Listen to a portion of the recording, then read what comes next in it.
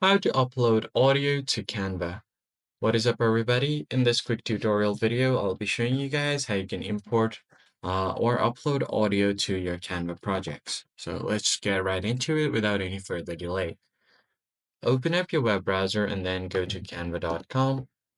Or if you have the application, you can directly open up the app as well. The entire process is the same. So I've got quite a few projects here on my home page. What I'm going to do is click and bring out any one of these designs. So let's say if I have this untitled design, I can click on it. And then from here, all you need to do is go to the Upload tab at the left side of your screen, click on Uploads. And here you can find images, videos, and audios. It will show all of the previous recordings that you've uploaded as well. If you want to upload a new one, click on Upload Files. And then I'm going to go to, let's say, Music. Go here, Voice Recorder. There is currently no items, so I'm going to go to Downloads. And then I'm going to, let's say, import or upload this audio. Wait for it to completely upload.